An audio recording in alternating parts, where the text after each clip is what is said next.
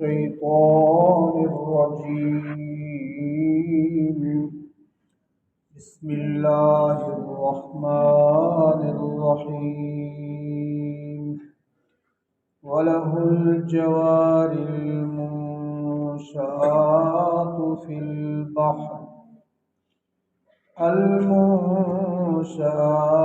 البحر كالأعلام فبأي آلاء ربكما تكذبان. صدق الله العظيم. پچھلی آیات میں دلائل قدرت بیان ہو رہے تھے، دلائل عقلی کہ تم سوچو اپنے عقل سے یہ ساری کائنات کا جو وجود ہے. کل کی آیتوں میں تھا کہ دو دریا آپس میں ملتے ہیں لیکن ان کا پانی نہیں ملتا، ایک طرف میٹھا اور دوسری طرف کھارا ہے. پانی تو بڑا باریک ہوتا ہے. یہ کس کی قدرت و شان ہے؟ یہ مشرق و مغرب جو اللہ نے بنا دیے، رب المشارق والمغارب. تمہارے موسم بدلتے ہیں، تھوڑا تھوڑا فرق آتا ہے دن کے نکلنے میں اور غروب ہونے میں. کس کی قدرت ہے؟ پھر سمندر جیسی چیز، پانی سے ایسی قیمتی موتیوں کا نکلنا.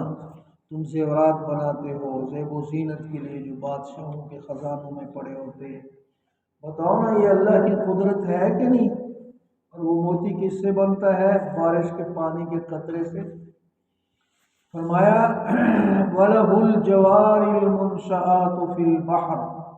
یہ ساتویں عقلی دلیل ہے.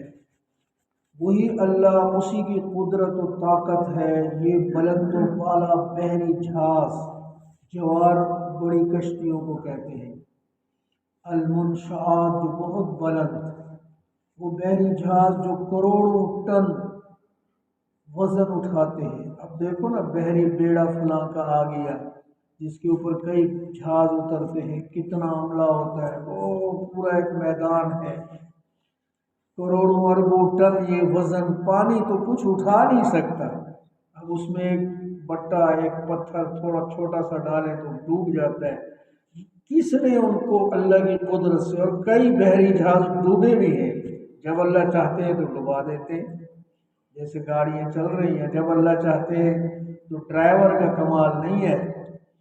40-50 سال چلانے والا گاڑی ڈرائیور، اس کا ایکسیڈنٹ ہوتا ہے، خود مر جاتا ہے، تو کیا کہیں گے؟ اس کا تجربہ نہیں تھا، وہ سیکھا ہوا نہیں تھا. نہیں، جب میرے اللہ چاہتے ہیں تم چلتے رہتے ہو خشکی پہ، سمندر میں، اور جب وہ چاہتے ہیں تو حادثے کا شکار ہو جاتے ہو. تو قدرت و طاقت تو اللہ کی ہے. تمہاری زندگی کا ہر سانس اللہ کے قبضہ قدرت میں. اس لیے حدیث پاک کا مفہوم ہے، فرمایا ساری مخلوق اللہ کی مٹھی میں ہے. اللہ کی مٹھی تو ایسی نہیں ہے، اس کی طاقت قدرت اللہ خود جان سکتے ہیں وہ کیسے ہے. ہماری طرح نہیں ہے، لیکن اللہ نے ایک سمجھانے کے لیے مثال دی حدیث پاک میں رسول اللہ صلی اللہ علیہ وسلم نے کہ سب تم اللہ کی مٹھی میں ہو، تم کہیں نہیں جا سکتے. اس لیے فرمایا یا معشر الجن والانس ان استطعتم. انسانوں اور جنوں، تمہاری کوئی طاقت ہے تم کہیں بھاگ سکو، زمین و آسمان کے کناروں سے کہیں اور نکل سکو؟ نہیں جا سکتے. لا تنفذون الا بسلطان فبأي آلاء ربكما تكذبان. تو یہاں پہ فرمایا المنشآت فی البحر. اگر یہ بحری جہاز نہ ہوتے، یہ بحری اوقیانوس ہے، بحر الکاہل ہے، بڑے سمندر ہے، یہ مشینری جتنی آتی ہے، جتنا آمد رفت ہے، بحری سامان مصنوعات آپ بھیجتے ہیں دوسرے ملکوں کی، دوسروں کی یہاں آتی ہیں، تو یہ جتنی بھی بڑی مشینری ہے یہ کیسے آتی؟ یہ چیزیں تو ہم تک نہ پہنچ پاتی. یہ میرے اللہ کی قدرت و شان. یہ قرآن کریم آج سے 14.5 صدیاں پہلے بتا رہا ہے، جس کو آج آپ نظارہ کرتے ہیں. اس وقت جن لوگوں کے قریب سمندر نہیں تھا تو وہ تو نہیں جانتے تھے صحراؤں میں رہنے والے. یہ ہے قرآن کی صداقت، اسلام کی سچائی، کہ آج آپ اس میں سوچتے ہیں کہ واقعی یہ جتنی بھاری مشینری ہے کارخانوں میں، فیکٹریوں میں، گھروں میں یہ جتنا سامان آپ کا بحر سے آتا ہے یہ سب سمندری راستے سے آتا ہے، اور وہ سمندر میں قرآن کہتا ہے کل آلام، جیسے پہاڑوں کی مانند وہ پہاڑ ایسا نظر آتا ہے جیسے پہاڑ۔ پہلے لوگوں کو سمجھ نہیں آتی تھی کہ کشتی ہوگی، بحری جہاز ہوگا، اب کیسے نظر آتا ہے؟ میں نے ابھی آپ کو مثال دی، بحری بیڑے اب پہاڑوں کی مانند ہے کہ نہیں، جیسے پہاڑ نظر آ رہے ہوں، ایسے سمندر کے اندر بحری جہاز اللہ نے اس کے حکم سے چلتے ہیں۔ اللہ فرماتے ہیں یہ کس کی طاقت و قدرت ہے؟ تم اللہ کو نہیں پہچانتے، اللہ کے حکموں پہ نہیں چلتے، تم تو سب اللہ کی مٹھی میں ہو، اللہ کے قبضہ قدرت میں ہو، جیسے وہ چاہتا ہے ویسے ہوتا ہے، تمہاری کیا اوقات ہے انسانوں؟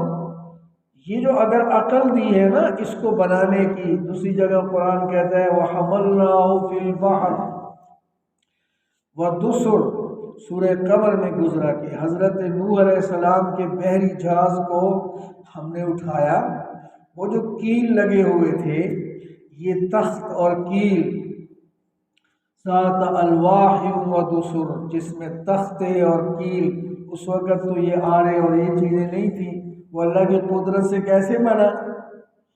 یہ اس کو مرمت کرنے کا، اس کو بنانے کا، یہ ذہن میں بھی تمہارے عقلوں میں بھی تو اللہ نے ڈالا ہے نا۔ یہ ساری چیزیں جو اللہ نے پیدا کی ہیں پھر تمہارے ذہنوں میں ڈالا، کسی کے ذہن میں کیا چیز، کسی کے ذہن میں کسی چیز کا شوق، کسی کے ذہن میں دوسری چیز کا شوق۔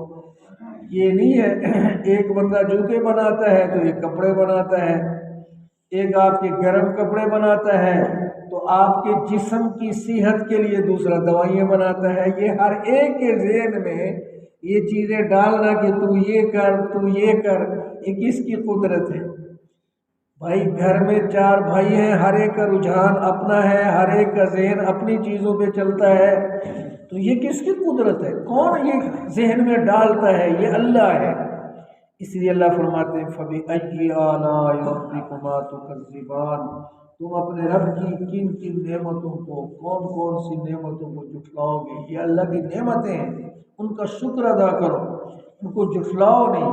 یہ نہ کہو کہ یہ ہمارا کمال ہے، یہ نہ کہو کہ یہ فلاں کا کمال ہے، جس کو اللہ نے ذہن دی ہے۔ اس لیے قرآن کہتا ہے جو پہلی رکعت میں، ہر رکعت میں ہم الحمد پڑھتے ہیں، شروع کا جو جملہ ہے الحمدللہ، ساری تعریفیں اللہ کے لیے، سب تعریفیں اللہ کے لیے ہیں۔ آپ کسی کے حسن کی تعریف کرتے ہیں، اس کی ذہانت کی کرتے ہیں، اس کے عقل کی کرتے ہیں، اس کی فصاحت و بلاغت کی کرتے ہیں، تو یہ ساری چیزیں کس نے اس کو دی ہیں؟ اللہ نے دی ہیں، تو اللہ کی تعریف کرو۔ یہ الف لام استغراق کا ہے۔ کائنات میں جہاں کہیں کسی بھی مخلوق سے کوئی تعریف نکلتی ہے تو وہ اللہ کے لائق ہے۔ الحمدللہ، وہ اللہ ہی کے لیے ہے، اللہ کے لیے وہ تعریف مناسب ہے، اللہ کی تعریف کرو۔ بندوں کی تعریف کرتے کرتے لوگ بیٹھے ہوتے ہیں نا، قرآن کہتا ہے ایمان والوں کی صفت ہی ہے، اللہ کی تعریف ہوتی ہے، اللہ کی شان بیان ہوتی ہے، ان کے دل کھل اٹھتے ہیں۔ اور جو ایمان سے خالی ہیں وہ اللہ کی تعریف جب سنتے ہیں نا تو ان کے دل سکڑ جاتے ہیں۔ بندوں کی تعریفیں کریں نا کہ فلاں بادشاہ ایسا ہے، فلاں حکومت ایسی ہے، اس کے بعد ایسی طاقت ہے، اس پہ خوش ہوتے ہیں، اور فلاں افسر بڑا ہے، کیا بڑا ہے بیچارہ، یہی گندگی سے بھرا ہوا ہے۔ میں اکثر کہتا ہوں انسان کیا ہے، بڑے سے بڑے ملک کا صدر یا وزیر اعظم ہی کیوں نہ ہو، تو یہ گندگی کا ایک ڈبہ ہے، خون اور گندگی، یہ چمڑے نے اس کو سنبھالا ہوا ہے۔ ہمارے پیٹ میں کیا ہے؟ اللہ نے عقل دی، ایمان دیا، اس کی روشنی سے اس کی شان بڑھی اس انسان کی۔ اس لیے اللہ فرماتے ہیں میری کن کن نعمتوں کو جھٹلاؤ گے، میری نعمتوں کا شکر ادا کرو، یہ سب کچھ میرا ہی ہے، اور میری تعریف کرو، اور میرے لیے اس لیے فرمایا یسبح للہ ما فی السماوات والارض، کائنات کی ہر چیز اس کی تسبیح کر رہے ہیں، چرند پرند، نباتات، درخت، پودے، سب کچھ اس کی تسبیح کرتے ہیں، اس کی تعریف کرتے ہیں، تم بھی اس کی تعریف کرو۔ اللہ تعالیٰ اپنی شان اور عظمت ہمیں نصیب فرما دے اور اس کی توفیق عطا فرمائے اللہ کو پہچاننے کی اور اللہ تعالیٰ کے حکموں پہ چلنے کی۔ وآخر دعوانا ان الحمد للہ رب العالمین۔